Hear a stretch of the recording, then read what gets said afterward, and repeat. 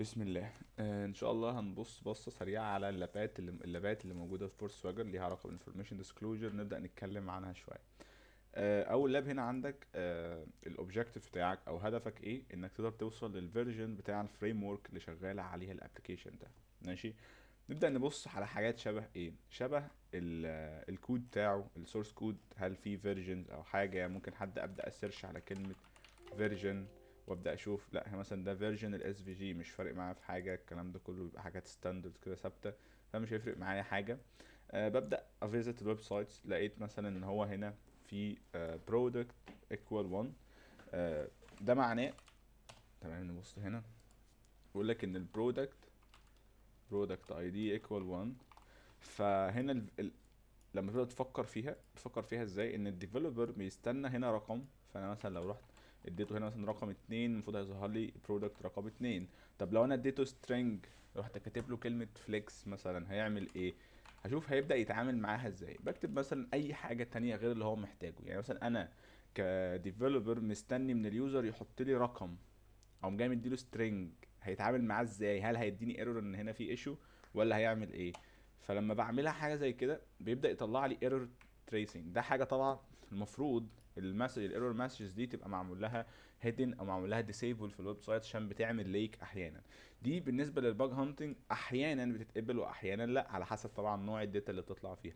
مثلا هو احنا الاوبجيكتيف بتاعنا ان احنا نعرف الفيرجن ده.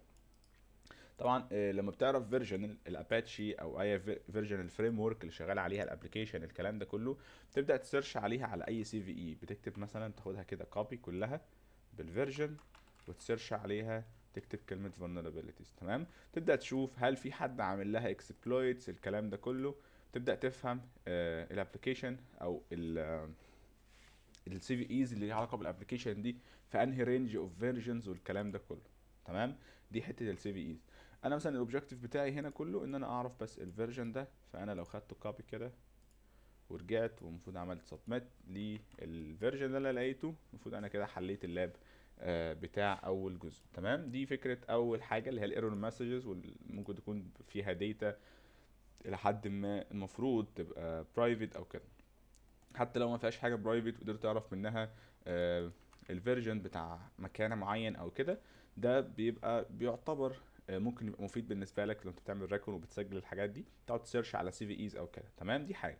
لو هنتكلم بقى من منظور البن تيستنج، لا، من منظور البن تيستنج دي بتحسب كفايندنج اللي هي الايرور مسجنج، ان فيها يعني ديسكرايب للايرور، او التريسنج انيبل، دي اسمها التريسنج انيبل مثلا، وهكذا.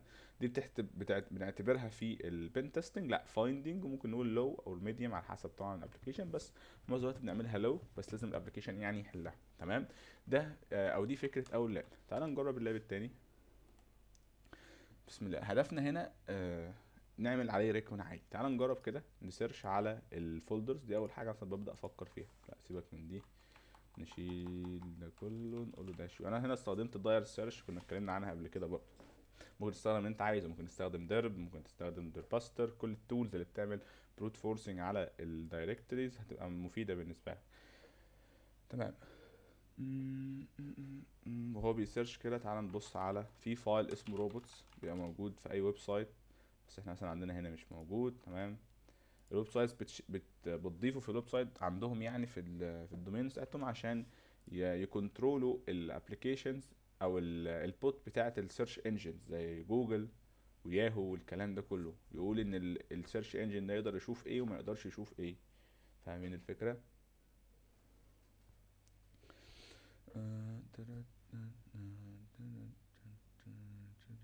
انا مش عارف مالها. ماشي مش مهم. تعال نخش على البرب. ايه ده، احنا مش مفعلينها. تمام مش مهم. نبدأ نبص على السورس كود كده عمال ما يخلص. نشوف هل في اي حاجة مفيدة لينا هنا. طبعا بنبص بصات في هنا كومنت. الحاجات دي طبعا بتبقى احيانا غلطات من الديفلوبرز، بينسوا يمسحوها. بيقول لك ان في هنا ديباج المفروض بيفتح لك اللينك ده. فانا هجرب افتح نفس اللينك اللي هو بيقول عليه، واشوف هيبقى فيه ايه. تمام. بسم الله. تمام جدا. ده كده في البي اتش بي انفو بتاعه السيرفر كله. بي اتش بي انفو دي بيكون فيها الداتا او عامله زي الانفايرمنت كده، بيخزنوا فيها داتا كتير جدا ليها علاقه بالابلكيشن. مثلا هنا الفايل بتاعت الاي ان اي، مثلا هتبص هنا هتلاقي السيرفر الاي بي اي بتاعه شغال ايه، السيستم نفسه شغال ايه، فاهمين الفكره، اتعمل امتى، الكلام ده كله. شويه بيانات مثلا زي هل الابلودنج انيبلد ولا لا، الكلام ده. في عندك بقى الكونفيجريشنز، دي برضو نفس الفكره، بيعمل حاجات انيبل وحاجات تسيبل والكلام ده. احنا ممكن نبدا نسيرش على حاجات زي باسوردز مثلا، اقول له باسورد، مفيش. هقول له مثلا كي، لقيت مثلا في هنا كي، لا لا لا في هنا سيكريت كي. الانفايرمنت دي بقى هي تقريبا اهم حاجه بالنسبه لنا، لان هي بيكون فيها احيانا بيكون فيها داتا. هي دي عامه، انت لو لقيت الفايل ده في اي ابلكيشن تعتبر بج لوحدها حتى لو ما فيهوش حاجه. بس لو لقيت فيه بقى داتا برايفت اكتر، لا ممكن السيفيريتي تعلى. زي مثلا السيكريت كي ده، السيكريت كي ده اكيد حاجه برايفت ما ينفعش حد يعرفها، تمام. فمجرد انك تعرفها من حاجه شبه الانفايرمنت او الليك اللي هو بتاع الفايل ده، ان الفايل ده مثلا موجود وعمل ليك للسيكريت كي، دي في حدها مشكله، تمام. في ايه تاني اهو، السيكريت كي برضو موجود هنا اهو، تمام. بس ده موجود بقى في السيرفر انفايرمنت، دي برضو مهمه لينا. لو في حاجه بيخزنوها في السيرفر نفسه، بتبقى دي يعني برضو حاجات برايفت جدا بالنسبه له، يعني بيكون حاجات المفروض اليوزر ما بيشوفهاش، او في السيشنز مثلا لو بيخزنوا حاجه في السيشنز او كده. نبص تاني. تقريبا مفيش اي حاجه تانية مفيده. ماشي، عامه انت لو رجعت وعملت سبميت للكي اللي احنا لقيناه، هيقول لك ان المفروض انك حليت اللاب. هو زعلان مني ولا ايه؟ هنسيرش تاني على السيكريت، تمام. ناخدها كوبي من هنا، هو ده السيكريت كي، ما هم نفس الحاجة يعني، ايوه المفروض هو يعني. بس هو شكله زعلان مننا في حاجة. عامة هو ده دي الفكرة بتاعت اللاب، يعني المفروض لما سبميت يقول لي ان انا حليته.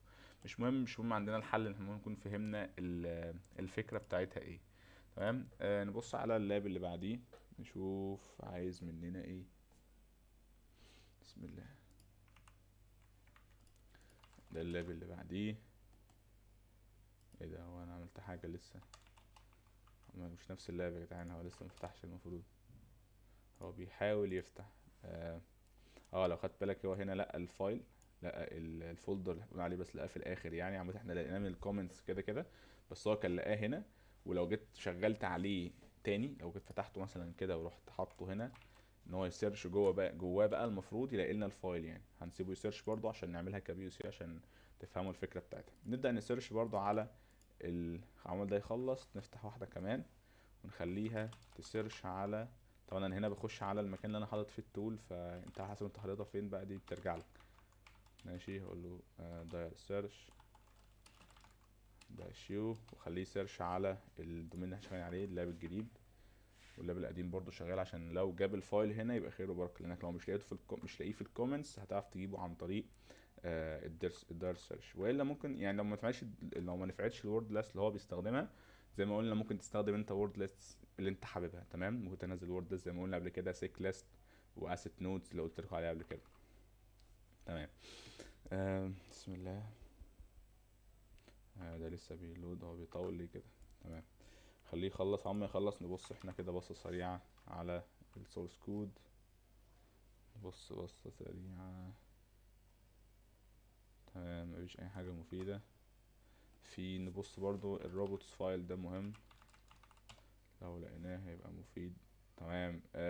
لقيت هنا ان هو حاطط ان اي يوزر ايجنت ما ينفعش اكسس اللي هو الباك اب فايل ده.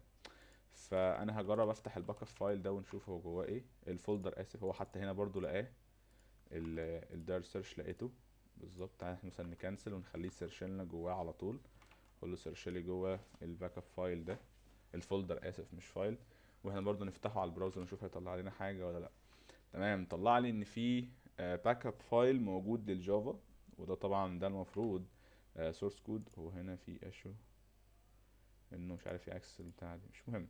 عامه احنا قدرنا دلوقتي نشوف ان في باك اب فايل للجافا، جافا كود، يعني الجافا كود بتاع الابلكيشن. طبعا الجافا كود اسف الفايل فيه طبعا information disclosure او information lake. ايه هي بالظبط الداتابيز كونكشن، دي الداتابيز كونكشن بيقول لك نوع الداتابيز بوست جري، البورت شغال عليه، الدومين اللي شغال عليه، اليوزر نيم، الباسورد، السيكريت كي.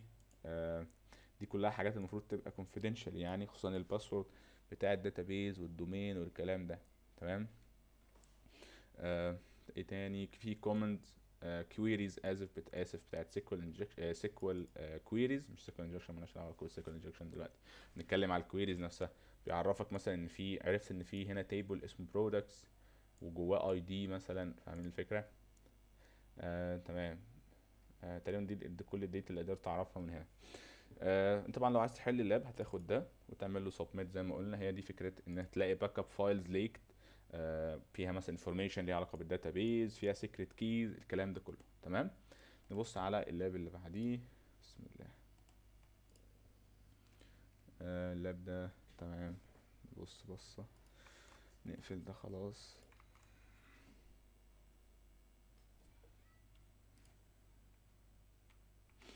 نجيب بس اللاب بيفتح لسه في الشاشه التانية، مش عارف هو بيطول ليه. هو المفروض كل مرة بتفتح اللاب بيجنريت لاب تاني بسيشن جديدة ليك يعني، انت فاهم الفكرة؟ وبتكسباير بعد وقت معين على بورد سواجر، ف بيطول سيكا. ايوه المفروض هو اشتغل تمام. بسم الله. هنشغل برضو نفس الفكرة. انا اول حاجة بحب اشغلها الصراحة هي داير سيرش، فنشغلها. ده شوف الفايل فعلا اللاب القديم اهو قدر يجيب فعلا البي اتش بي فايل اللي احنا كنا بنتكلم عنه، بي اتش بي انفو.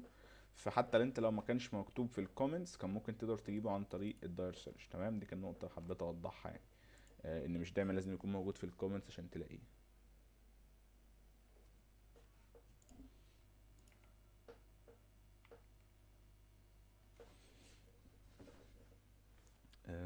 خليه يشتغل شوية.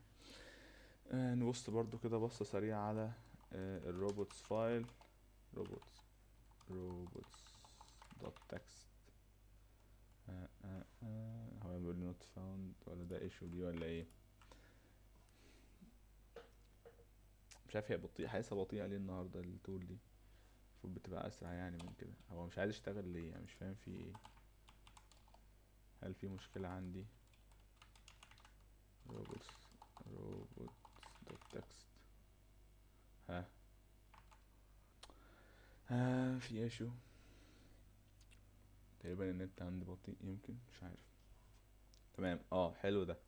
هو هنا بيقول لك ان هو حاول ياكسس الكلام ده كله، طالما بالاصفر كده 401 بيقول لك ان انت نوت اوثرايزد. تمام. نوت اوثرايزد زي ما احنا عارفين انت مش مسموح لك الحاجات دي. فاحنا نفتح بقى البيرب ان احنا محتاجين نبدا نجرب الكلام ده عليها شويه. هحاول اكسس اللاب اهو. تعالى ناخد اللاب. ايه ده؟ هو ده انهي هي دي. تمام. ناخده هنا كده ونفتح كلمة ادمن، نفتح المكان اللي اسمه ادمن. طبعا هو ظهر لي هنا اهو ان انا نوت اوثرايزد ان انا اكسس الادمن ده اهو. فتحت الادمن راح باعت لي ان انا نوت اوثرايزد. تمام. زي ما قلنا قبل كده ان احنا عندنا هيدرز او اسف ميثودز، ريكوست ميثودز مختلفة. عندك البوست، عندك الجيت، عندك الاوبشنز، عندك تريس، عندك البوت، عندك الديليت. تمام. الديليت دي بيستخدموها عشان يعملوا ديليتنج، والبوست والمسج اوريدي احنا عارفينهم. الاوبشنز دي بتستخدمها احيانا مع الريكوستات، عشان لو في مثلا اوبشنز هم حاطينها او كده يرد عليك بيها. تمام. هو طبعا لسه بيرجع نوت اوثرايزد، فهو مش بيستخدم الاوبشنز دي. في عندنا واحد كمان اسمه هيد. هيد ده لما بتستخدمه ما بيرجعلكش البادي ده، يعني لو بعت نفس الريكوست مش هيرجع لك المفروض البادي ده. تعال نجرب كده. هو الطبيعي ان هو ما يرجعش البادي، بس هو لو ده لاب الله اعلم هيبقى البيهيفير بتاعه عامل ازاي. بس طبيعي ان الهيد ده بيخليك ما ترجعش البادي، بتقول له رجع لي الهيد بس اللي هو الجزء اللي فوق ده بس، ما ترجعليش البادي اللي تحت. تمام. نشيله. البوت بيستخدموه عشان يعملوا سيت لديتا. وطبعا في الطبيعي ما اقدرش ابعت ريكوستات بالشكل ده الا لو انا جوه السيرفر نفسه. تمام. انا اللي بقدر ابعته الجيت والبوست ريكوست. تمام. دي حاجه مهمه لازم ناخد بالنا منها. البوت نفس الفكره. الاوبشن زي ما قلنا بيستخدموه عشان يظهروا داتا. عندك التريس ده لو متفعل بيبدا يظهر داتا زي فاكرين الايرور اللي احنا ظهرناه في الاول وقلنا ده اسمه تريسنج، اللي هو بيفولو كده الايرور ويبدا يطلعه لك. في نفس الفكره مع الريكوست ميثود اللي اسمها تريس. الريكوست ميثود اللي اسمها تريس المفروض لو هي اوريدي انيبلد على السيرفر اللي احنا شغالين عليه ده، هتظهر لي ايرورز او ديسكرايبد ايرور عن الحاجه اللي انا بحاول اعملها. انا بحاول اكسس unauthorized اريا بالنسبه لي، وهي مسموح للادمنز بس، تمام. او اللوكال يوزرز، يعني حد يكون انترنال. فانا لو جيت عملت تريس على الادمن دي، هشوف هيطلع لي ايه. طلع لي ايرور، تمام. تعال نفتح كده، ناخد الكوبي عندنا ونشوف شكله ايه. ده الايرور المفروض او التريس اللي بيحصل ده بيظهر لك الايرورز او الريكوست اللي جاي بيعمل لك ايرور، تمام. هو لما باجي ابعت ريكوست بيضيف نفس الداتا اللي انا اوريدي عارفها، الحاجات اللي هي هيدن، وضايف هو زي هيدر، كاستم هيدر، حاطط فيه الاي بي بتاعي، تمام. عشان كده لما بيجي يخليني اكسس، شايف ان الاي بي ده اكسترنال، فمش بيخليني اكسس الاريا بتاعه الادمن. طب لو انا عايز اكسس ابقى حاجه انترنال، لو انا عايز ابقى انترنال، هو هنا لو فاكرين قال لي ان انت عشان تاكسس الحاجه زي دي محتاج تبقى only available to local users. الادمن انترفيس available to local users، يعني اي حد ان النتورك، جوه النتورك دي، تمام. هو بيتشيك ازاي؟ باين من التريسنج لما ظهر لي الايرور بتاع الريكوست او الريكوست هيدرز، قال لي ان هو بيستخدم الهيدر ده. هو ما قاليش بالمعنى الحرفي، انا فهمت من الريكوست نفسه ان هو ضاف كاستم هيدر سماه كاستم اي بي اوثرايزيشن، وحط فيه الاي بي بتاعي انا كمحمد، الجهاز بتاعي. فانا لو عايز ابعت اخليه حاجه انترنال، ايه اي بي انترنال احنا عارفينه؟ الاي بي ثابت في اي جهاز اللي هو 172.0.0.1، ده اللي هو اللوكال هوست. فانا لو جيت بعت ريكوست باللوكال هوست ده بالنسبه له حاجه انترنال، فالمفروض يديني اكسس على الادمن بانل دي، تمام. فنجرب نبعت الريكوست تاني، نخليه جيت عادي بس مع الاي بي بتاعنا اللي قلنا عليه، اللي هو هيبقى لوكال هوست، تمام. بسم الله، تمام. احنا كده قدرنا فعلا ناكسس الادمن بانل. لو جينا خدناها كده كوبي شو ان براوزر وعملنا كوبي لللينك وفتحنا هنا البتاعه دي، تمام. فعلا قدرنا ناكسس الادمن بانل اللي هي جوه الادمن. ودلوقتي اقدر اديليت اليوزرز واعمل اي اكشن الادمن بيقدر يعمله. بس عشان اعمل الاكشن ده لازم الريكوست يكون فيه ايه؟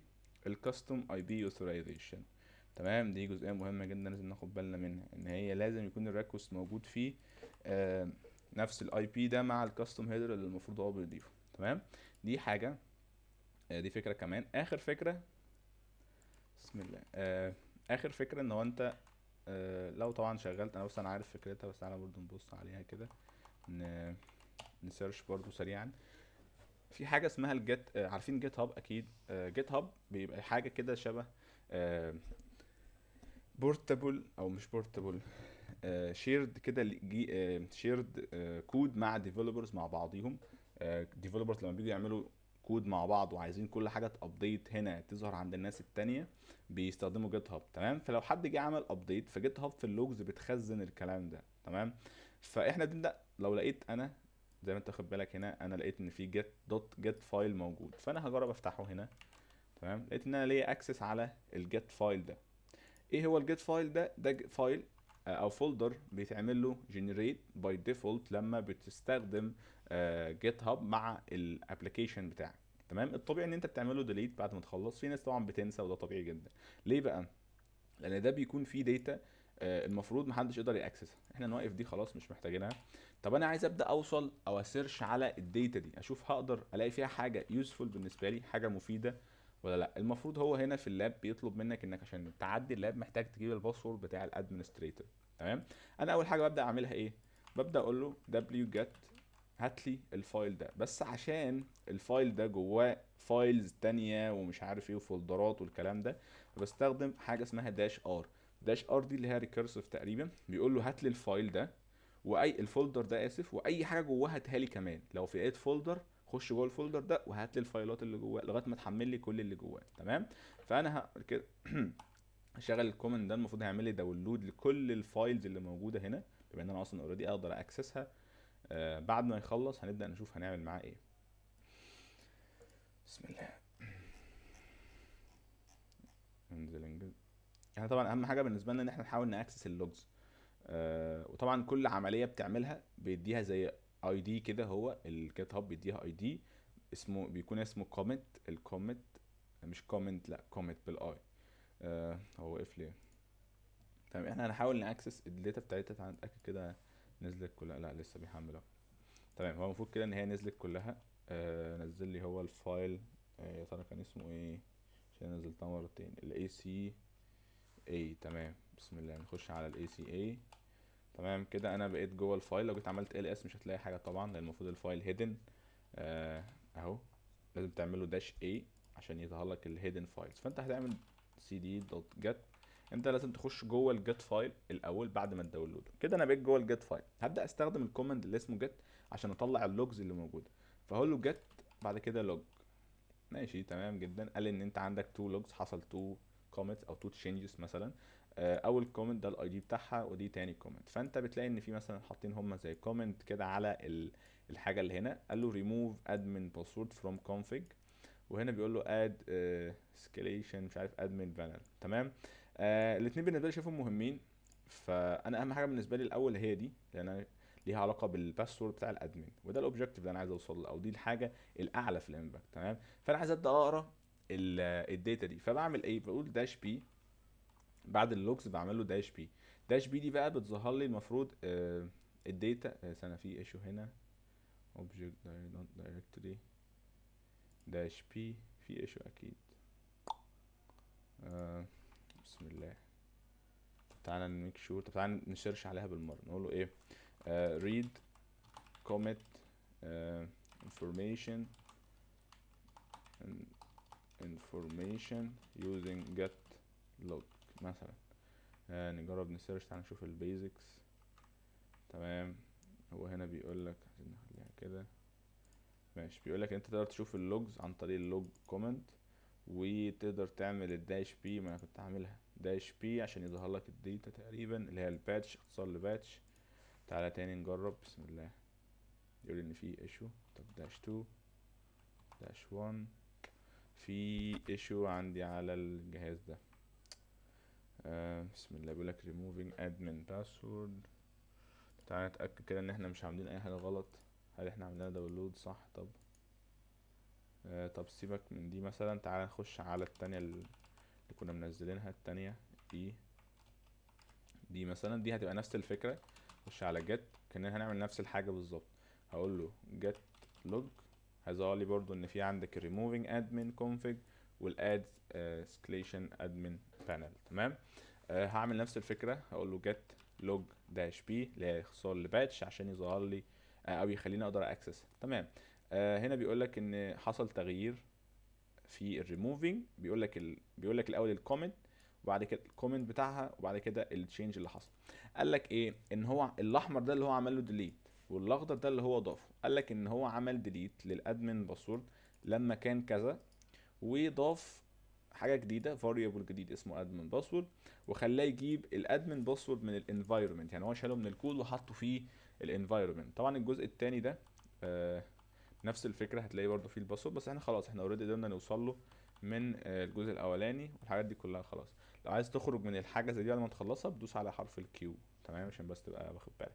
طب احنا كده قدرنا فعلا ناكسس الادمن باسورد. هل دايما بتكون فيها باسوردات والكلام ده؟ لا مش اكيد، بس انت بيكون عندك الكونسبت نفسه. ممكن تلاقي سيكريت كيز، ممكن تلاقي اي بي اي كي، ممكن تلاقي داتا مختلفه جدا. فبتعتمد على حسب الابلكيشن او الديفلوبر اللي عامل الحوار ده كان بيفكر ازاي. تمام. طبعا زي ما قلنا هو بيسيف التشينجز اللي بتحصل على الفايلز عندك، فانت لازم تاخد بالك من الموضوع اللي زي ده، حتى لو انت مستقبلا هتشتغل بقى كديفلوبر في حاجه ليها علاقه بالديفلوبمنت وكده، خصوصا مع جيت هاب يعني. بس كده هي دي فكره عامه اللابس اللي كانت موجوده على جيت هاب ليها علاقه بالانفورميشن ديسكلوجر. وقلنا برضو انفورميشن ديسكلوجر هي اي حاجه بتقدر تعمل لها ليك. يعني لو عندك اي دور قدرت اكسس داتا بتاعت شخص تاني، تاكسسها تشوفها يعني. فانت هنا مثلا معاك vulnerability اي دور بتخليك تعمل ليك انفورميشن. دي حاجه لو انت مثلا عندك بتعمل زي ما كنا بنعمل دلوقتي، مثلا بتعمل ريكون وقدرت تلاقي فايلز في السيرفر ليك، حاجه زي البي اتش بي انفورميشن اللي لسه شايفينها، اللي بتظهر لك كل الانفورميشن بتاعت البي اتش بي. او لقيت سورس كود ليكت مثلا، دي برضه تعتبر. او لقيت باسوردات زي مثلا ما لقينا هنا. او لقيت في الكومنتس فايلز مثلا، او في الروت روبوتس دوت تكست فايل، الحاجات دي كلها بتعتبر انفورميشن ليك. تمام. فاي بج بتوصلك انك تسرق داتا، تليك داتا، دي انفورميشن ليك. تمام. كمفهوم يعني، هي انفورميشن ليك او انفورميشن ديسكلوجر، الاثنين واحد.